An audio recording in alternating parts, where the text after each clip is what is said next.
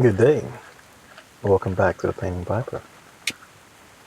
So I've been sitting here smoking this for a while, getting my thoughts together about how I feel about this blend. This is an interesting blend, very interesting. And it's been bringing up things in my mind.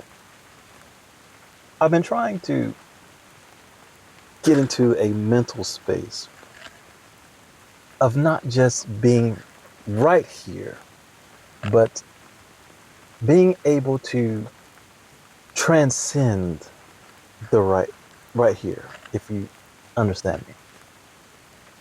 We often hear about how pipe smoking is, contemplative and relaxing and comforting and things like that. And that is very much true for me. But also I have found that so many blends take me to another place. So many blends just have a story to tell, and they allow you to be a part of those stories. It's raining here, and I don't know if you can hear the rain. It's beautiful. I'm a water baby, so I love the water, I love rain, and just sitting here in the rain with this pipe, it's really beautiful at this moment in time. Now, we live in a world, in a society, so much attention is given to the things that are so controversial, things that are divisive, things that are, you know, going into territory that can be very tough for people to understand or, even care about. The love of the flashy hasn't gone anywhere. The materialism, just entertain me. Entertain me with the BS, entertain me with the foolishness, entertain me with whatever, as long as you entertain me. As pipe smokers, do we always want to be entertained? When we think of the blends that we like, do those blends entertain us? Are these blends standing out because they're performative? Or do they stand out because of the nostalgia? Do they stand out because of what they do and what they give us in that type of a setting? This blend right here, Pegasus. this has this is a blend that has been one I've been wanting to try for a long time. There has been so much hype that I've followed about this blend. And what's really interesting is that I really haven't found a lot of negative reviews. And of course, I haven't exhausted the platforms in search of reviews of Pegasus, but however, I just have not found a lot of negative things that people had to say about Pegasus. They liked it, or it was just okay. And I thought that was very interesting.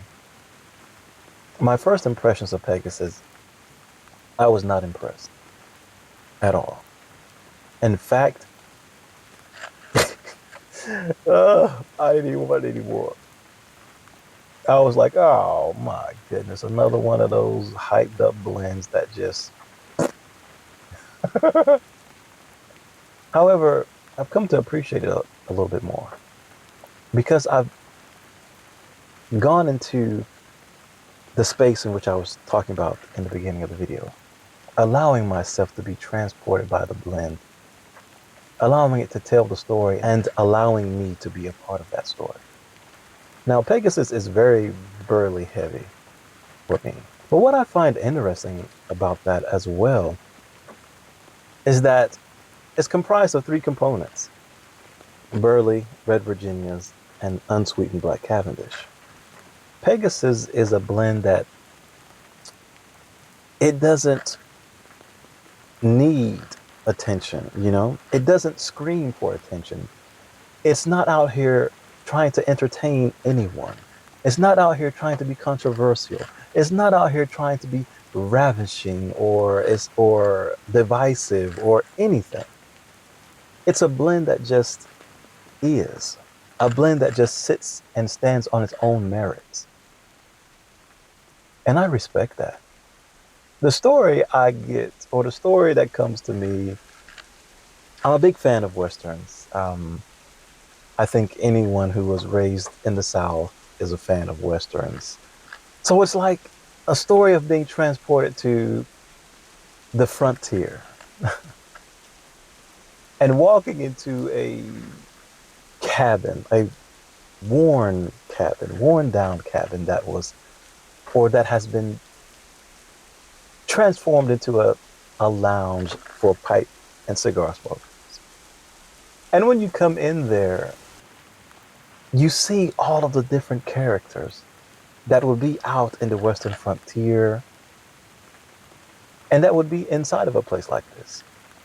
The dusty old, the dusty old trailsmen, the trappers, the bankers, the townsfolk, the old cowboys, the ranch hands, all of that, the gunslingers, just in here, enjoying their cigars, their pipes, their tobacco, maybe a little bit of drinky drink.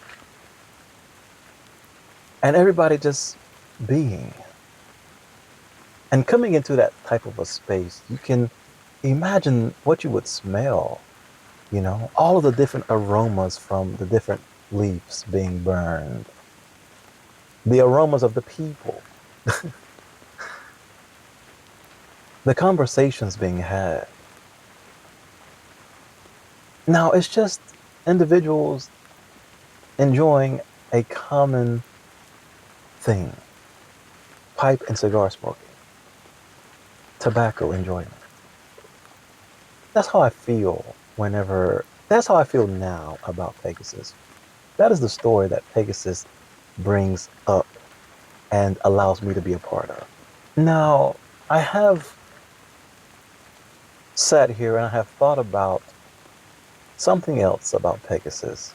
For those of you that are haunted bookshop lovers, or if you've walked through the aisles of the haunted bookshop and have come across some books or some publications that caught your eye, right, while you were in the haunted bookshop. So I want to also ask, have you come across Winchester, also by Cornell and Diehl? Also a blend that is comprised of the exact same components as Pegasus: Burley, Red Virginias, and unsweetened black Cavendish. Now, if you haven't tried Winchester, I definitely would say please do. With Pegasus, for me, I truly believe that it is a cross between Haunted Bookshop and Winchester. There's moments where the Red Virginias really come out the way that they do in Winchester. And the Burley experience of this is very much like the Burley experience in Haunted Bookshop. And of course, we have the unsweetened black Cavendish, which really doesn't do much, but it's just an added little something. So for me, that's what I think of Pegasus. I think of it as a cross between Haunted Bookshop and Winchester. This blend, for me, is one that, again, I cannot pull on too hard. I have to really sip it, take my time with it, or it becomes too harsh. It really takes on that dry, ashy experience, much like the Big and Burley experience.